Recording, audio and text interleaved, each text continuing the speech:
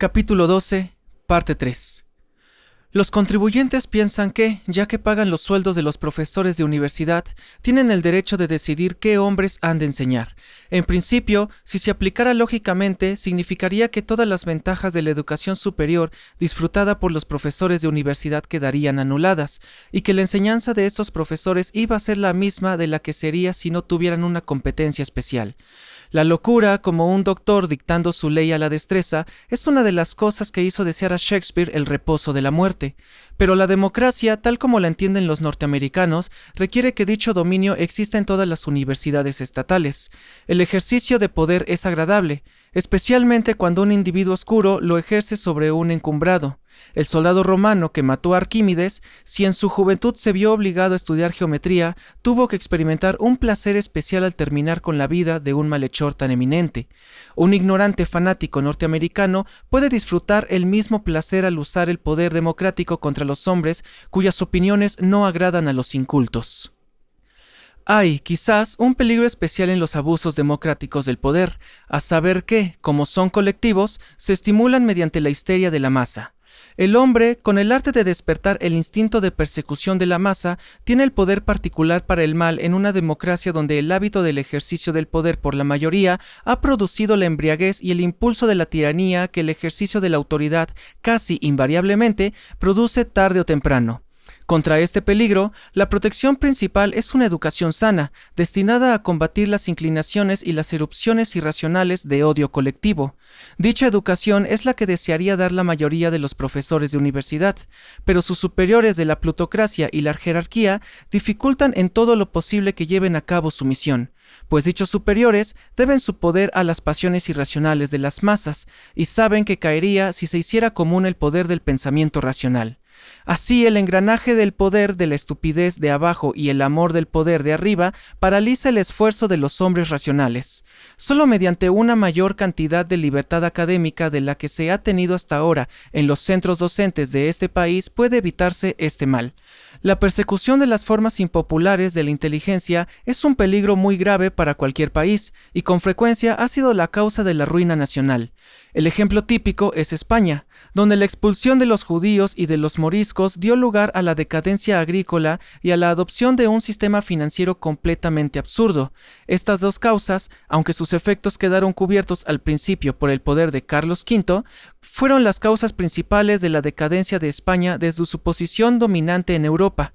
Puede asumirse igualmente que dichas causas producirán semejantes efectos en Alemania últimamente, ya que no en un futuro próximo. En Rusia, donde los mismos males llevan operando largo tiempo, los efectos se han hecho claramente visibles, incluso en la incompetencia de la máquina militar. Rusia es, por el momento, el ejemplo más perfecto de un país donde fanáticos ignorantes tienen el grado de dominio que tratan de adquirir en Nueva York. El profesor Archibald Vivian Hill cita lo siguiente en la revista astronómica de la Unión Soviética en diciembre de 1938. 1. La cosmogonía burguesa moderna está en un estado de profunda confusión ideológica resultante de su negativa a aceptar el concepto dialéctico matemático único verdadero, a saber, la infinitud del universo, tanto con respecto al espacio como con respecto al tiempo. 2. La obra hostil de los agentes del fascismo que han logrado infiltrarse en las posiciones importantes de ciertos institutos astronómicos y de otras clases, así como en la prensa, han dado lugar a la repugnante propaganda de la ideología burguesa contrarrevolucionaria en la literatura. 3. Las pocas obras materialistas soviéticas existentes sobre problemas de cosmología han permanecido aisladas y han sido suprimidas por los enemigos del pueblo hasta hace poco. 4. Los amplios círculos interesados en la ciencia han sido instruidos a lo sumo solo en un espíritu de indiferencia hacia el aspecto ideológico de las corrientes teóricas cosmológicas burguesas. 5. El exposé de los enemigos del pueblo soviético hace necesario el desarrollo de una nueva cosmología materialista soviética. 6. Se estima necesario que la ciencia soviética entre en la arena científica internacional llevando solo realizaciones concretas en las teorías cosmológicas basadas en nuestra metodología filosófica. Ahora sustituyase soviética por norteamericana. fascismo por comunismo, materialismo dialéctico por verdad católica, y se obtendrá un documento que casi podría suscribir los enemigos de la libertad académica de este país. Capítulo 12, parte 4. Hay un aspecto alentador en la situación, y es que la tiranía de la mayoría en Estados Unidos, que está lejos de ser nueva, es probablemente menor de la que era hace 100 años. Cualquiera puede sacar esta conclusión del libro de Tocqueville, La democracia en América.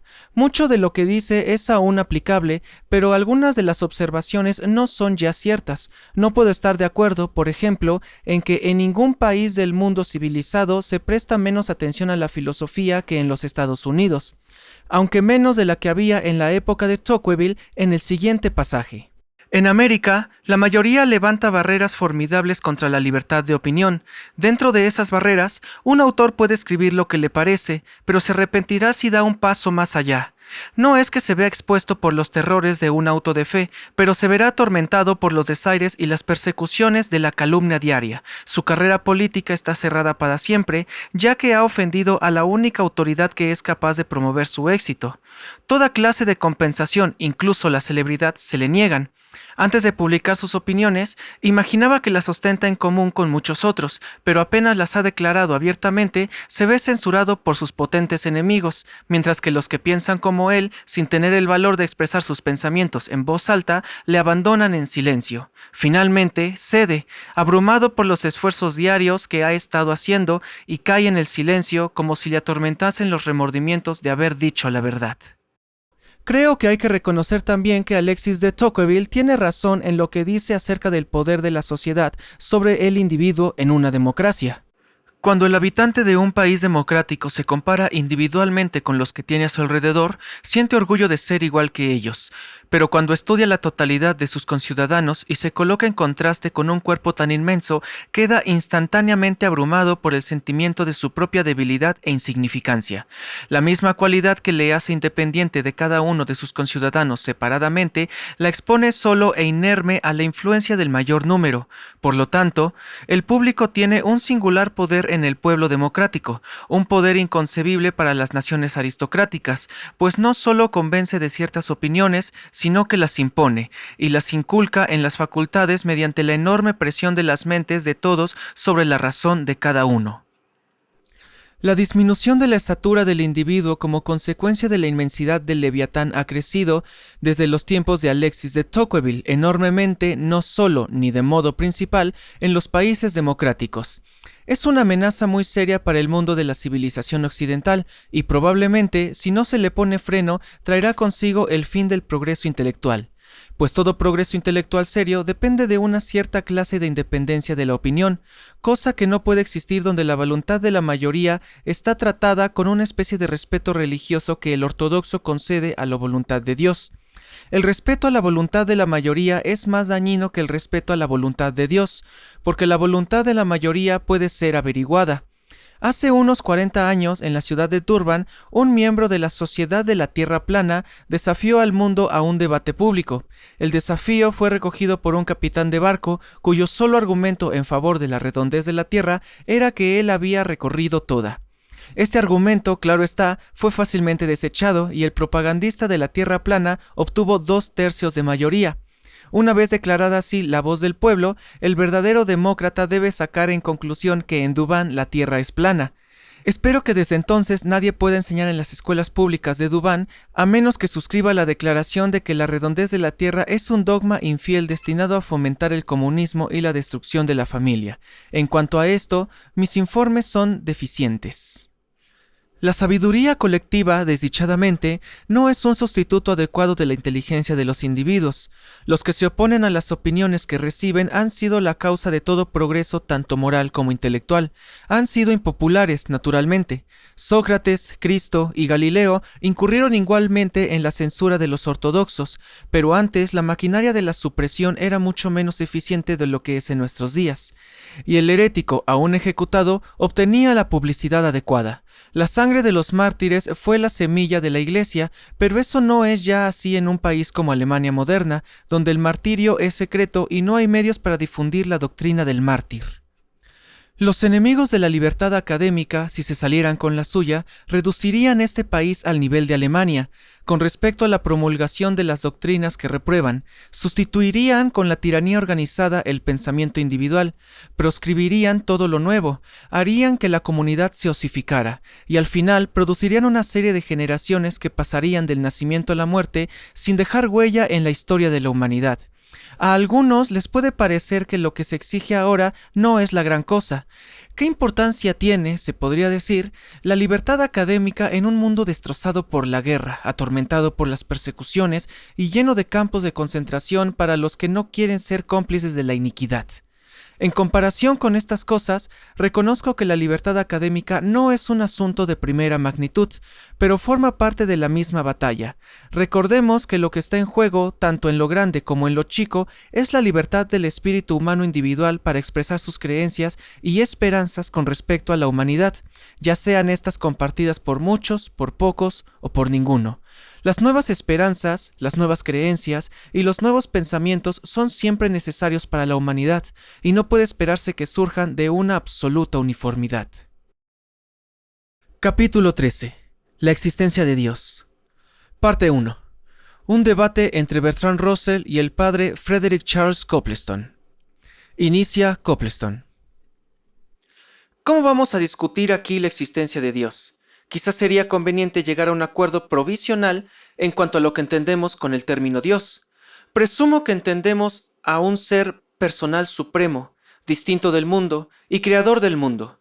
¿Está de acuerdo, al menos provisionalmente, en aceptar esta declaración como el significado de la palabra Dios?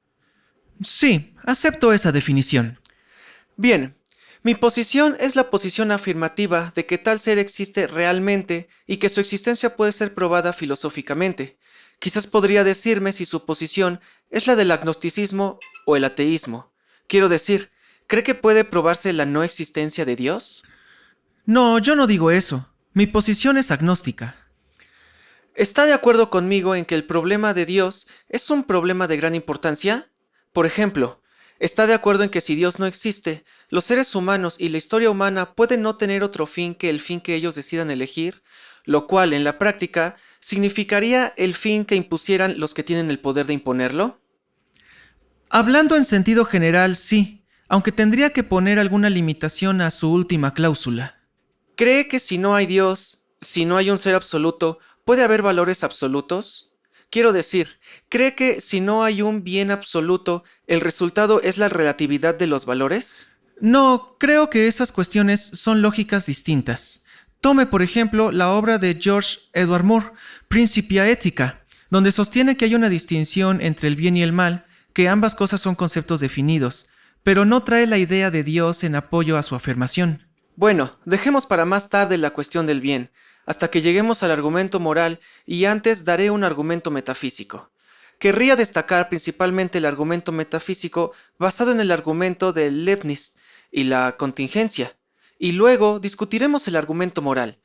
¿Quiere que haga una breve declaración sobre el argumento metafísico y luego pasemos a discutirlo? Ese me parece un plan muy bueno. Parte 2. El argumento de la contingencia. Comienza Copleston. Bien, para aclarar, dividiré el argumento en frases distintas. Primeramente, diría, sabemos que hay, al menos, ciertos seres en el mundo que no contienen en sí mismos la razón de su existencia. Por ejemplo, yo dependo de mis padres, y ahora del aire, del alimento, etc.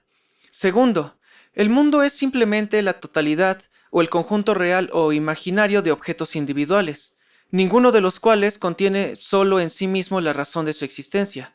No hay ningún mundo distinto de los objetos que lo forman, así como la raza humana no es algo aparte de sus miembros. Por lo tanto, diría ya que existen los objetos y los acontecimientos, y como ningún objeto de experiencia contiene dentro de sí mismo la razón de su existencia, esta razón, la totalidad de los objetos, tiene que tener una razón fuera de sí misma. Esa razón tiene que ser un ser existente. Bien, ese ser es la razón de su propia existencia o no lo es. Si lo es, enhorabuena. Si no lo es, tenemos que seguir adelante. Pero si procedemos en este sentido hasta el infinito, entonces no hay explicación de la existencia. Así, diría, con el fin de explicar la existencia, tenemos que llegar a un ser que contiene en sí mismo la razón de su propia existencia, es decir, que no puede no existir. Eso presenta muchas cuestiones y no es del todo fácil saber por dónde empezar, pero creo que quizás al respecto de su argumento, el mejor modo de empezar es la cuestión de ser necesario. La palabra necesario, a mi entender, solo puede aplicarse significativamente a las proposiciones, y en realidad solo a las analíticas, es decir, a las proposiciones cuya negación supone una contradicción manifiesta. Yo solo podría admitir un ser necesario si hubiera un ser cuya existencia solo puede negarse mediante una contradicción manifiesta. Querría saber si usted acepta la división de Leibniz de las proposiciones verdades de razón y verdades de hecho. Si acepta las primeras verdades de razón como necesarias. Bien, yo desde luego no suscribo lo que parece ser la idea de Leibniz acerca de las verdades de razón y las verdades de hecho, ya que al parecer para él, a la larga, solo habría proposiciones analíticas. Al parecer para Leibniz, las verdades de hecho son últimamente reducibles a verdades de razón, es decir, a proposiciones analíticas, al menos para la mente omnisciente. Yo no estoy de acuerdo con eso. Por un lado, no está de acuerdo con los requerimientos de la experiencia de la libertad. Yo no deseo mantener toda la filosofía de Leibniz. Me he valido de su argumento del ser contingente al ser necesario, basando el argumento en el principio de la razón suficiente, simplemente porque me parece una formulación breve y clara de lo que es, en mi opinión, el argumento metafísico fundamental de la existencia de Dios. Pero, a mi entender, una proposición necesaria tiene que ser analítica. No veo qué otra cosa puede ser. Y las proposiciones analíticas son siempre complejas y, lógicamente, algo tardías. Los animales irracionales son animales. Es una proposición analítica. Pero una proposición como este es un animal no puede ser nunca analítica. En realidad, todas las proposiciones que pueden ser analíticas son un poco tardías en la construcción de proposiciones. Tomemos la proposición, si hay un ser contingente, entonces hay un ser necesario. Considero que esta proposición, hipotéticamente expresada, es una proposición necesaria. Si va a llamar proposición analítica a toda proposición necesaria, entonces, para evitar una disputa de terminología, convendré en llamarla analítica, aunque no la considero una proposición tautológica. Pero la proposición es solo una proposición necesaria en el supuesto de que exista un ser contingente. El que exista realmente un ser contingente tiene que ser descubierto por experiencia, y la proposición de que existe un ser contingente no es ciertamente una proposición analítica, aunque, como usted sabe, yo una vez sostuve que si hay un ser contingente, necesariamente hay un ser necesario. La dificultad de esta discusión está en que yo no admito la idea de un ser necesario, y no admito que haya ningún significado particular en llamar contingentes a otros seres. Estas frases no tienen para mí significado más que dentro de una lógica que yo rechazo. ¿Quiere decir que rechaza estos términos porque no encajan en lo que llama lógica moderna? Bien, no le encuentro significación. La palabra necesario me parece una palabra inútil, excepto cuando se aplica a proposiciones analíticas, no a cosas. En primer lugar, ¿qué entiende por lógica moderna? Que yo sepa, hay algunos sistemas un poco diferentes. En segundo lugar, no todos los lógicos modernos reconocen seguramente la falta de sentido de la metafísica. De todos modos, ambos sabemos que hay un pensador moderno muy eminente que conocía profundamente la lógica moderna, que no conocía profundamente la lógica moderna, que no pensaba ciertamente que la metafísica carece de sentido o, en particular, que el problema de Dios carece de sentido. De nuevo, aunque todos los lógicos modernos sostuvieran que los términos metafísicos carecen de sentido, esto no significa que tengan razón. La proposición de que los términos metafísicos carecen de sentido me parece una proposición basada en una filosofía supuesta. La proposición dogmática que hay detrás de ella parece ser esta: lo que no cabe dentro de mi máquina no existe o carece de sentido, es la expresión de la emoción. Sencillamente, estoy tratando de destacar que cualquiera que diga que un sistema particular de lógica moderna es el único criterio sensato dice algo superdogmático. Insiste dogmáticamente en que una parte de la filosofía es toda la filosofía. Después de todo, un ser contingente es un ser que no tiene en sí mismo la completa razón de su existencia. que es lo que yo entiendo por ser contingente. Usted sabe, también como yo, que no puede ser explicada la existencia de ninguno de nosotros sin referencia a algo o alguien fuera de nosotros, nuestros padres, por ejemplo. Por el contrario, un ser necesario significa un ser que tiene que existir y no puede dejar de existir. Puede decir que no existe tal ser, pero le va a ser difícil convencerme de que no entiende los términos que uso. Si no los entiende, ¿qué título tiene entonces para decirme que no existe ese ser si es eso lo que dice? Bien, aquí hay puntos en los que no intento profundizar. No sostengo que la metafísica carezca de sentido en general o en su totalidad. Sostengo la falta de sentido de ciertos términos particulares, no basándome en alguna razón general, sino simplemente porque no he podido ver una interpretación de esos términos particulares. No es un dogma general, es una cosa particular, pero por el momento dejo esos puntos. Yo diré que lo que ha dicho nos lleva, a mi entender, al argumento ontológico de que hay un ser cuya esencia implica existencia, de forma que su existencia es analítica. A mí eso me parece imposible, y presenta, claro está, la cuestión de lo que uno entiende por existencia. Y en cuanto a esto, pienso que no puede decirse nunca que un sujeto nombrado existe significativamente, sino solo un sujeto descrito, y que la existencia en realidad no es, definitivamente, un predicado. Bien, usted dice, a mi entender, que es mala gramática, o mejor dicho, mala sintaxis el decir, por ejemplo, Thomas Stearns Eliot existe. Debería decir, por ejemplo, el autor de Asesinato en la Catedral existe. ¿Va a decir que la proposición la causa del mundo existe carece de significado? Puede decir que el mundo no tiene causa, pero yo no veo cómo puede decir que la proposición la causa del mundo existe carece de sentido. Pongámoslo en forma de pregunta. ¿Tiene el mundo una causa? ¿Existe la causa del mundo? La mayoría de la gente entendería seguramente la pregunta, aun cuando no estén de acuerdo acerca de la respuesta. Bien, ciertamente la pregunta ¿existe la causa del mundo? Es una cuestión con significado. Pero si dice, sí, Dios es la causa del mundo, emplea a Dios como nombre propio. Luego, Dios existe. No será una afirmación con significado.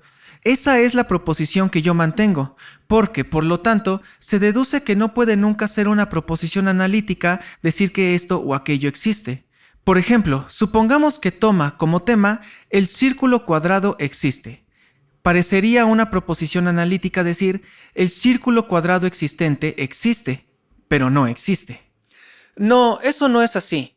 Pero no se puede decir que no existe hasta que se tenga un concepto de lo que es la existencia. En cuanto a la frase el círculo cuadrado existente, yo diría que carece absolutamente de significado. Completamente de acuerdo. Entonces yo diría lo mismo en otro contexto con referencia a un ser necesario. Bien, parece que hemos llegado a un callejón sin salida. El decir que un ser necesario es un ser que tiene que existir y no puede dejar de existir, tiene para mí un significado definido. Para usted carece de significado. Bien. Podemos llevar el asunto un poco más adelante, a mi entender. Un ser que tiene que existir y que no puede dejar de existir sería, según usted, un ser cuya esencia supone existencia. Sí, un ser que es la esencia de lo que ha de existir. Pero yo no querría discutir la existencia de Dios simplemente partiendo de la idea de su esencia, porque no creo que hasta ahora tengamos una clara intuición de la esencia de Dios. Creo que tenemos que discutir partiendo de la experiencia del mundo hasta Dios. Sí, veo claramente la distinción, pero al mismo tiempo, un ser con el conocimiento suficiente podría decir, aquí está este ser cuya esencia supone existencia. Sí, ciertamente. Si alguien viera a Dios, vería que Dios tiene que existir. Por eso digo que hay un ser cuya esencia supone existencia, aunque no conocemos esa esencia. Solo sabemos que existe ese ser. Sí, yo añadiría que no conocemos la esencia a priori. Solo a posteriori, a través de nuestra experiencia del mundo, llegamos a un conocimiento de la existencia de ese ser. Y entonces uno dice, la esencia y la existencia tienen que ser idénticas. Porque si la esencia y la existencia de Dios no son idénticas, entonces habría que buscar más allá de Dios alguna razón suficiente para esta existencia. Luego, todo gira en torno a la cuestión de la razón suficiente y tengo que declarar que no me ha definido aún la razón suficiente de un modo que yo pueda comprender. ¿Qué entiende por razón suficiente? ¿No quiere decir causa? Necesariamente no. La causa es una especie de razón suficiente. Solo un ser contingente puede tener una causa. Dios es su propia razón suficiente, y Él no es la causa de sí. La razón suficiente, en su pleno sentido, entiende una explicación adecuada de la existencia de algún ser particular. Pero, ¿cuándo es adecuada una explicación? Supongamos que yo me dispongo a encender un fósforo. Usted puede decir que la explicación suficiente es que lo frote sobre la caja. Bien, para fines prácticos sí, pero teóricamente esa es solo una explicación parcial. Una explicación adecuada tiene que ser últimamente una explicación total, a la cual no se le puede añadir nada más. Entonces, solo puedo decir que usted busca algo que no se puede obtener y que no debemos esperar obtener. El decir que no se ha hallado es una cosa. El decir que no debe buscarse me parece demasiado dogmático. Bien, no lo sé. Quiero decir que la explicación de una cosa es otra cosa que hace la otra cosa dependiente de otra cosa aún, y que hay que captar todo este lamentable sistema de cosas para hacer lo que usted quiere, y eso no lo podemos hacer.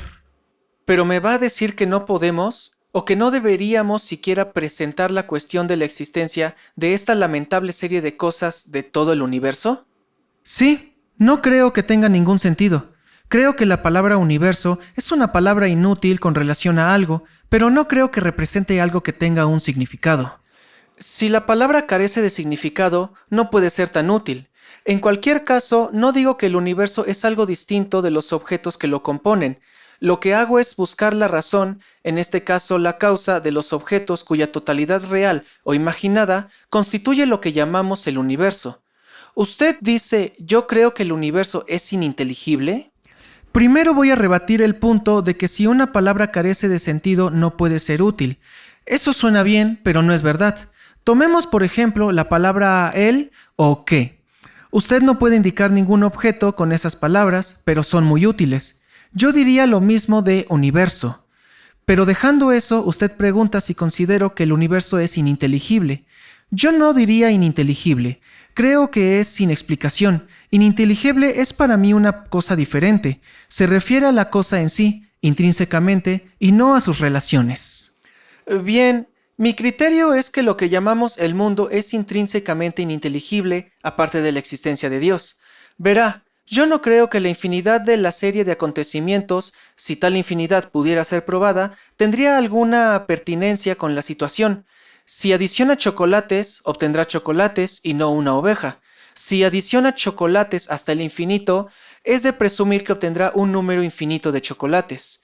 Así, si suma seres contingentes hasta el infinito, seguirá obteniendo seres contingentes, no un ser necesario. Una serie infinita de seres contingentes será, de acuerdo con mi modo de pensar, igualmente incapaz de ser su causa, como un solo ser contingente. Sin embargo, usted dice, según creo, que no se puede plantear la cuestión de lo que explicaría la existencia de cualquier objeto particular, ¿no es así? Está bien si entiende que explicarla es simplemente hallar la causa de él. Bien, ¿por qué detenernos en un objeto particular? ¿Por qué no presentar la cuestión de la causa de la existencia de todos los objetos particulares? Porque no veo la razón de pensar que la hay. Todo el concepto de causa está derivado de nuestra observación de causas particulares. No veo ninguna razón para suponer que el total tenga una causa, cualquiera que sea. El decir que no hay causa no es lo mismo que decir que no debemos buscar una causa. La declaración de que no hay causa debería venir, si viene, al final de la encuesta, no al principio. En todo caso, si el total carece de causa, entonces, a mi modo de pensar, tiene que ser su propia causa, lo que me parece imposible. Además, la declaración de que el mundo existe, aunque solo sea como respuesta a una pregunta, supone que la pregunta tiene sentido. No necesita ser su propia causa. Lo que digo es que el concepto de causa no es aplicable al total. Entonces, ¿está de acuerdo con Sartre en que el universo es lo que llama gratuito? La palabra gratuito sugiere que podría haber algo más. Yo digo que el universo existe simplemente. Eso es todo. No comprendo cómo suprime la legitimidad del preguntar cómo el total o cualquiera de las partes han adquirido existencia. ¿Por qué algo más bien que nada? El hecho de obtener nuestro conocimiento de la causalidad empíricamente de causas particulares no incluye la posibilidad de preguntar cuál es la causa de la serie. Si la palabra causa careciera de sentido, y si pudiera demostrarse que el criterio de Kant acerca de la materia era el verdadero, la pregunta sería ilegítima. Pero usted no parece sostener que la palabra causa carece de sentido, ni supongo que sea kantiano. Puedo ilustrar lo que a mi parecer es una falacia suya. Todo hombre existente tiene una madre, y me parece que su argumento es que, por lo tanto, la raza humana tiene una madre. Pero evidentemente la raza humana no tiene una madre. Eso es una esfera lógica diferente. Realmente no veo ninguna paridad. Si dijera todo objeto tiene una causa fenomenal, por lo tanto toda la serie tiene una causa fenomenal, habría una paridad. Pero no digo eso. Digo, todo objeto tiene una causa fenomenal si insiste en la infinidad de la serie, pero la serie de causas fenomenales es una explicación insuficiente de la serie. Por lo tanto, la serie tiene no una causa fenomenal, sino una causa trascendente. Eso es presuponiendo siempre que no solo cada cosa particular del mundo, sino el mundo en total, tiene que tener una causa. No veo la razón para esa suposición. Si usted me la da, lo escucharé. Bien. La serie de acontecimientos está causada o no está causada. Si lo está, tiene que haber, evidentemente, una causa fuera de la serie. Si no tiene causa, entonces es suficiente por sí misma. Y si lo es lo que yo llamo necesaria. Pero no puede ser necesaria ya que cada miembro es contingente, y hemos convenido que en el total no tiene realidad aparte de sus miembros, y por lo tanto no puede ser necesario. Por lo tanto, no puede carecer de causa y tiene que tener una causa. Y me gustaría observar, de pasada, que la afirmación «el mundo existe sencillamente y es inexplicable» no puede ser producto del análisis lógico. No quiero parecer arrogante, pero me parece que puedo concebir cosas que usted dice que la mente humana no puede concebir. En cuanto a que las cosas no tengan causa, los físicos nos aseguran que la transición del quantum individual de los átomos carece de causa. Bien. Yo me pregunto si eso no es simplemente una inferencia transitoria. Puede ser, pero demuestra que las mentes de los físicos pueden concebirlo. Sí, convengo que algunos científicos, los físicos, están dispuestos a permitir la indeterminación dentro de un campo restringido, pero hay muchos científicos que no están dispuestos. Creo que el profesor Dynel de la Universidad de Londres sostiene que el principio de la inseguridad de Heisenberg nos dice algo acerca del éxito o de la falta de él, de la presente teoría atómica en establecer la correlación de las observaciones, pero no acerca de la naturaleza en sí, y muchos físicos comparten este criterio. Sea como fuere, no comprendo cómo los físicos pueden no aceptar la teoría en la práctica, aunque no lo hagan en teoría. No comprendo cómo puede hacerse ciencia si no es basándose en la suposición del orden y la inteligibilidad de la naturaleza. El físico presupone, al menos tácitamente, que tiene cierto sentido el investigar la naturaleza y buscar la causa de los acontecimientos, como el detective presupone que tiene un sentido de buscar la causa de un asesinato. El metafísico supone que tiene sentido el buscar la razón y no la causa de los fenómenos, y como no soy kantiano, supongo que el metafísico está justificado en su suposición como el físico. Cuando Sartre, por ejemplo, dice que el mundo es gratuito, creo que no ha considerado suficientemente lo que se implica por gratuito. Me parece una extensión injustificada. Un físico busca causas. Eso no significa necesariamente que hay causas por todas partes. Un hombre puede buscar oro sin suponer que hay oro en todas partes. Si encuentra oro, enhorabuena. Si no lo halla, mala suerte. Lo mismo ocurre cuando los físicos buscan causas. En cuanto a Sartre, no profeso el saber lo que quiere decir y no querría que pensasen que lo interpreto. Pero, por mi parte, creo que la noción de que el mundo tenga una explicación es un error. No veo por qué uno debe esperar que la tenga, y creo que lo que dice acerca de lo que el científico supone es una afirmación excesiva. Me parece que el científico hace ciertas suposiciones. Cuando experimenta para averiguar alguna verdad particular, detrás del experimento está la suposición de que el universo no es simplemente discontinuo. Está la posibilidad de averiguar una verdad mediante el experimento. El experimento puede ser malo, puede no tener resultado o no el resultado deseado, pero de todas maneras existe la posibilidad, mediante el experimento, de hallar la verdad que supone. Y esto me parece que presupone un universo ordenado e inteligible. Creo que está generalizando más de lo necesario.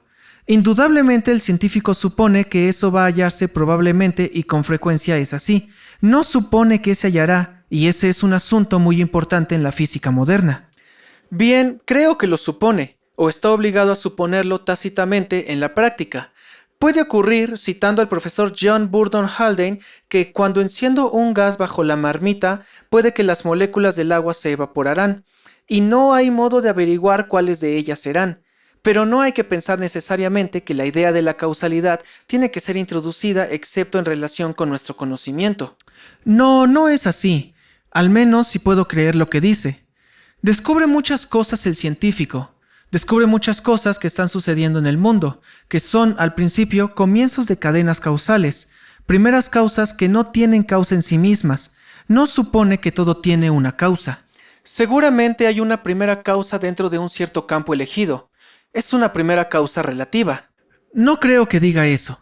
Si existe un mundo en el cual la mayoría de los acontecimientos, pero no todos, tienen causas, el científico podrá descubrir las probabilidades e incertidumbres, suponiendo que este acontecimiento particular en que uno está interesado probablemente tiene una causa.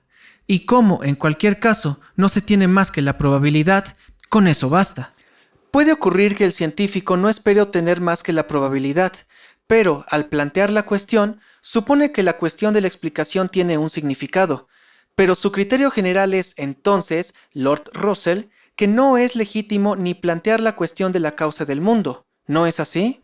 Sí, esa es mi posición. Si esa cuestión carece para usted de significado, es, claro está, muy difícil discutirla, ¿no es cierto? Sí, es muy difícil. ¿Qué le parece si pasásemos a otros problemas?